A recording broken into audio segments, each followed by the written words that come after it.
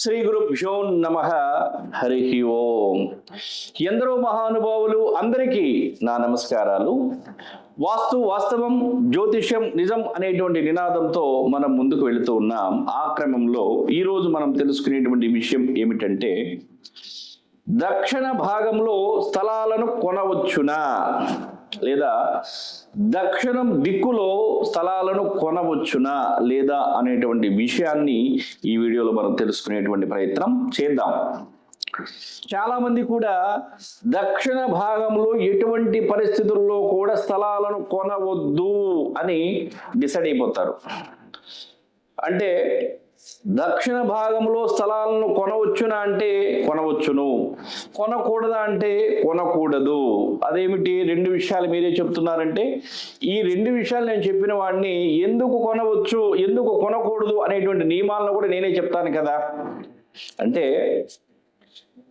దక్షిణ భాగానికి సంబంధించి స్థలం కొన్నప్పుడు లేదు కొనకుండా ఉన్నప్పుడు ఎటువంటి నియమాలు ఉంటాయి అనేటువంటిది వాస్తుశాస్త్రం ప్రకారం దానికి సంబంధించి ఈ వీడియోలో మనం చాలా క్లియర్గా తెలుసుకునేటువంటి ప్రయత్నం చేద్దాం.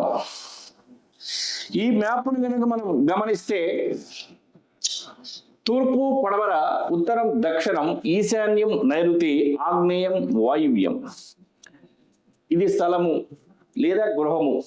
ఎందుకంటే మీకు అర్థమవటం కోసం ప్రతి ఒక్క వీడియోలో కూడా చాలా క్లియర్గా స్థలానికి సంబంధించి కానీ, గృహానికి సంబంధించి కానీ, వ్యాపార సంస్థలకి సంబంధించి అయినా సరే ఏ డైరెక్షన్ ఎలా ఉంటుందనేది మీకు అర్థమవటం కోసం మ్యాప్లో చాలా క్లియర్గా చూపించడం జరుగుతుంది. మరలా ఈ గృహానికి లేదా స్థలానికి సంబంధించి దక్షిణ భాగంలో ఉన్నటువంటి స్థలము కానీ గృహము కానీ కొనాల్సిన పరిస్థితి వచ్చినప్పుడు, ఈ దక్షిణ భాగంలో ఉన్నటువంటి స్థలము కానీ గృహము కానీ కొని ఈ గృహానికి కనుక టచ్ చేస్తే ఆ నుంచే పని అయితే మీరు దక్షిణ భాగంలో స్థలాన్ని కానీ గృహాన్ని కానీ కొనకూడదు. అది ఒక నియమం. తర్వాత కొనినటువంటి గృహాన్ని కానీ స్థలాన్ని కానీ ఉన్నటువంటి గృహానికి స్థలానికి గనక కలపకపోతే లేదు, ఉదాహరణకి ఇక్కడ మీ ఇల్లు ఉంది, మీ ఇంటికి దక్షిణ ఫేసింగ్ రోడ్డు ఉంది, ఆ రోడ్డు తర్వాత స్థలం ఉంది, ఆ స్థలం కొన్నారు అనుకోండి, ఇంటికి కలపాల్సినటువంటి అవసరం ఆ స్థలానికి ఉండదు. అలాంటి సమయంలో ఆ గృహము కొనవచ్చును. ఇది రెండో నియమం. మరలా ఎందుకు కలపకూడదు? ఆల్రెడీ కట్టినటువంటి ఇంటికి యమస్థానమును కనుక కలిపితే ఉత్తరం మీరు ఎంతైతే వదులుతారో దానికన్నా కూడా దక్షిణం పెరుగుతుంది. యమస్థానం పెరిగినప్పుడు ఆకస్మిక మరణాలు సంభవించడానికి వాస్తుశాస్త్రం ప్రకారం అవకాశం ఉంటుంది. కాబట్టి యమస్థానాన్ని ఉంటున్నటువంటి ఉత్తర భాగంలో ఉంటున్నటువంటి ఇంటికి కలపకూడదు. దానివల్లనే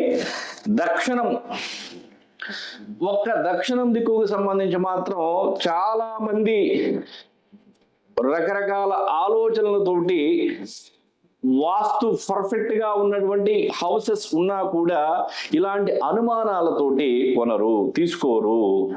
అనుమానమే పెద్ద పెనుభూతం. అయితే మీకు విషయం తెలిసి లేదు అవగాహన ఉండి మీరు కొనండి. ఎటువంటి అవగాహన లేనప్పుడు, అవగాహన మీకు రానప్పుడు వాస్తు శాస్త్రానికి సంబంధించి విషయం తెలిసినటువంటి వారి సలహా మేరకు మీరు నిర్ణయం తీసుకోండి. అంతే తప్ప తెలిసి తెలియకుండా మాత్రం ఎటువంటి పరిస్థితుల్లో కూడా దక్షిణ భాగాన్ని మీరు కొని ఇంటికి కలపకూడదు. మరలా ఏ దిక్కులో ఏ డైరెక్షన్లో స్థలాలను కొనవచ్చు, గృహాలను కొనవచ్చు, కొనకూడదు అనేటువంటి వీడియోని చాలా క్లియర్గా గతంలో చేయటం జరిగింది. మీరు ఆ వీడియో కనుక చూడకపోతే ఆ వీడియోని చూస్తే మీకు ఇంకా డెప్త్ అర్థమవుతుంది. అంటే ఇప్పుడు నేను ఓన్లీ దక్షిణానికి సంబంధించి మాత్రమే చెప్పాను, మిగిలినటువంటి డైరెక్షన్లకు సంబంధించి కొనొచ్చా కొనకూడదు అనేటువంటిది ఈ వీడియోలో చెప్పట్లేదు. అంటే ఈ వీడియో కూడా ఎంతో మంది వాట్సాప్లో మెసేజ్ చేస్తున్నారు కాబట్టి సరే వారందరి కోసం కూడా ఇది ఉపయోగకరంగా ఉందని నేను భావించి వాళ్ళందరి కోసం కూడా చెప్పడం జరుగుతుంది. అన్ని స్థలాలకు సంబంధించి ఏ డైరెక్షన్లో కొనవచ్చు కొనకూడదు అనేటువంటి విషయాన్ని కనుక మీరు తెలుసుకోవాలనుకుంటే గతంలో చేసినటువంటి వీడియోని మీరు వీక్షించండి. సర్వే జన సుఖినో భవంతు. నమస్కారం.